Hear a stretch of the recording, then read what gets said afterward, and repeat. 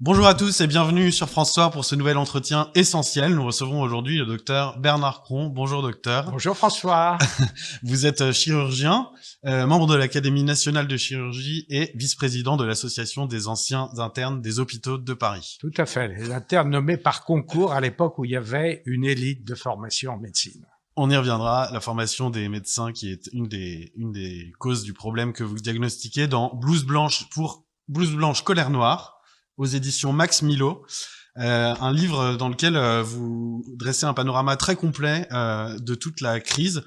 Pourquoi un titre aussi fort que colère? Vous auriez pu vous en tenir au blues des blouses blanches, qui est le titre d'un chapitre. Cette colère remonte à longtemps. Elle remonte quand les ordonnances de Monsieur Juppé et la destruction des cliniques libérales ont commencé et qui ont entraîné la fermeture dans la clinique laquelle j'exerçais, où j'ai fait 32 ans dans un seul lieu, en opérant 25 000 patients, y compris en chirurgie très lourde, avec un petit service de réanimation, et avec une petite équipe en recevant 132 000 urgences de tout type pendant cette période. Et cette colère a rebondi quand j'ai vu que l'État n'écoutait pas les revendications des médecins. Mais ça n'est pas un problème politique, c'est un problème de fonctionnement de la verticalité de notre pays. On en reparlera, si vous voulez, un peu plus tard. Oui, alors justement, vous dites que un des principaux problèmes que vous diagnostiquez, c'est que la santé, l'organisation de la santé en France est malade de son administration, si on peut dire. Vous êtes très sévère avec notamment l'énarchie, si l'on peut dire. Je ne suis pas sévère, je suis juste. Les hauts fonctionnaires pensent qu'ils ont fait plus d'études que nous. Or, pour être chirurgien, c'est au moins 12 ans ou 14 ans d'études. Et on travaille toute la vie. Pour ne parler que de moi, puisque c'est mon interview, j'ai traversé 60 ans de médecine pour arriver devant vous. Et j'ai fait mes réflexions profondes sur la crise de la santé quand j'ai posé mon bistouri sous les contraintes des agences de santé qui ont détruit la médecine libérale.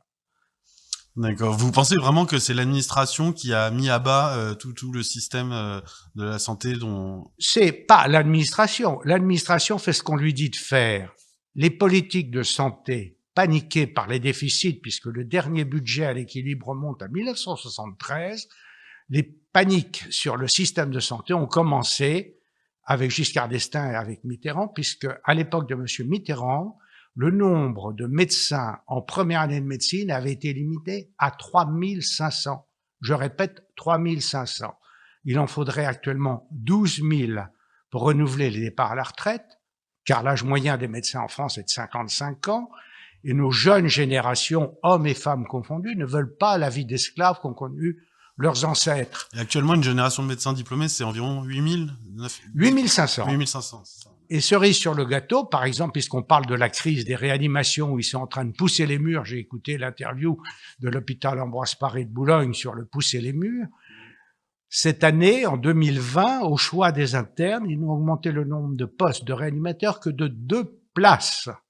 Donc on dit qu'on manque de lits de réanimation des réanimateurs. On pourrait en parler, si vous voulez, aussi. Vous dites que c'est une volonté politique de ne pas décloisonner ce numerus clausus, parce que la réforme de la première année de médecine a été mise en place. Alors, vous dites dans le livre que il reste un numerus clausus de sortie, mais pas vraiment... Tout à fait, vous avez posé la bonne question. On a ouvert des bataillons de médecins, 60 000 en première année de médecine. Qu'est-ce qu'on va en faire? Parce que il est évident qu'on ne pourra pas avoir 60 000 médecins à la sortie. D'ailleurs, le numerus clausus actuel de la sortie, c'est 8 500 places d'internes et nous avons 30 000 internes dans nos hôpitaux.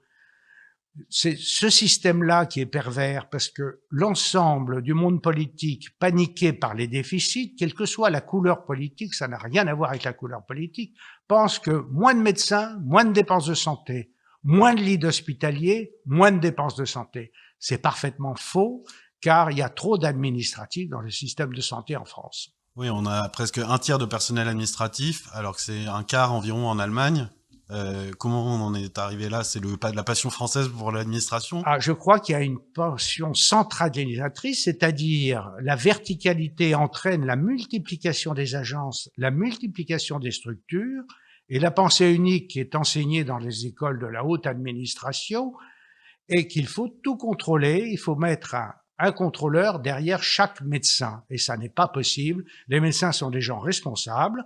Si ils sont mal formés, il faut s'en prendre l'université, à la façon dont on enseigne la médecine, mais certainement pas à la qualité des médecins qui sont formés, mais au système. Qu'est-ce que vous réformeriez au-delà des questions de chiffres et de quotas et de nombre de diplômés dans le contenu des études de médecine? Vous appelez à la fin de votre ouvrage à